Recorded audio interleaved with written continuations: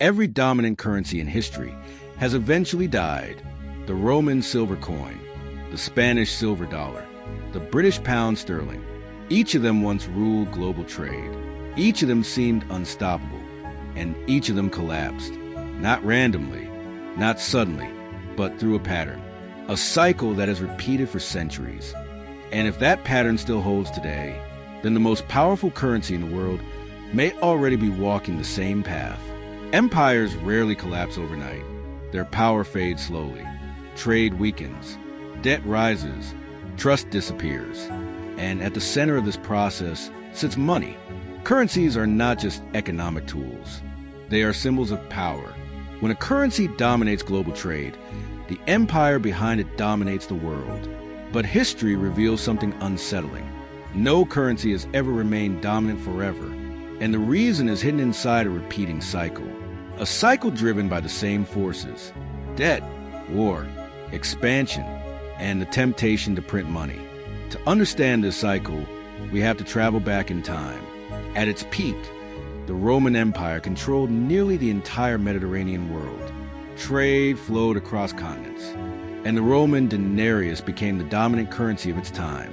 For centuries, the coin remained stable, made of pure silver, trusted across markets and empires.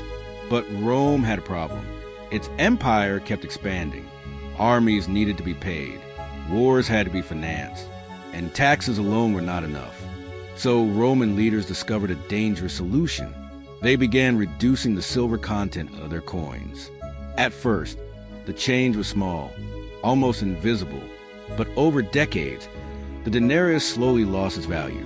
People began to notice. Prices started rising. Confidence in the currency declined. And once trust was lost, the Roman monetary system began to collapse.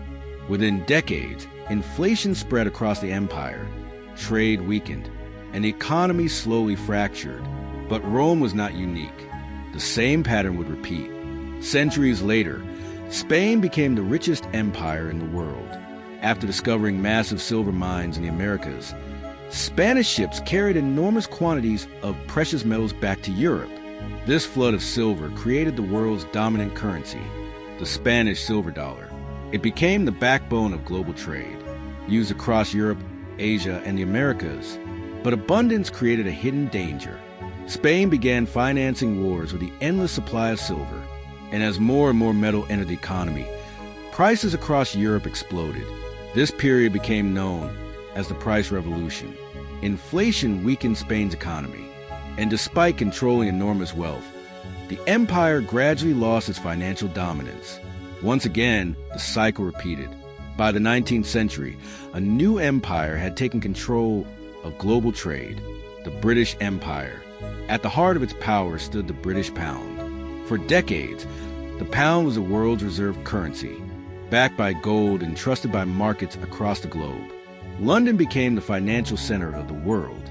But the two world wars changed everything. Massive military spending forced Britain to borrow heavily. Debt soared, and maintaining the gold standard became impossible. In 1931, Britain abandoned the gold standard. The pound slowly lost its global dominance, and a new power began to rise.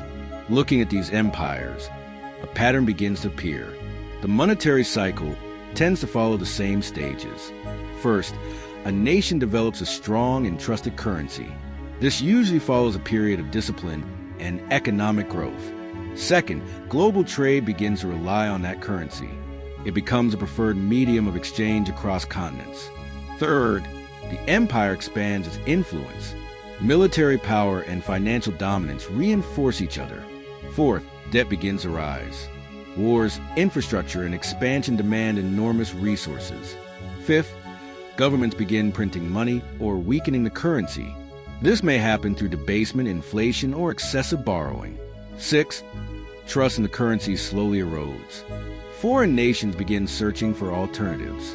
And finally, the currency loses its global dominance. A new monetary system emerges, and the cycle begins again. Today, the world's dominant currency is the US dollar. Since the end of World War II, the dollar has been the backbone of global finance. Oil is traded in dollars. International trade is settled in dollars. Central banks hold dollars as reserves. But the modern financial system faces pressures that look familiar. Government debt has reached historic levels. Central banks have created trillions of dollars through monetary expansion. And geopolitical tensions are pushing nations to search for alternatives. Some countries are exploring new trade systems. Others are increasing their gold reserves. And some are developing new financial alliances outside the traditional dollar system.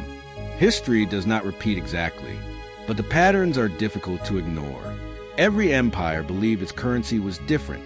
Rome believed its silver coin would last forever. Spain believed its endless silver mines guaranteed eternal wealth. Britain believed the pound would remain the center of global finance. But every dominant currency in history has eventually reached the same moment. The moment when trust begins to fade. The moment when the cycle enters its final stages. And when that moment arrives, the world order begins to change. Because in the story of empires and money, no currency escapes the cycle.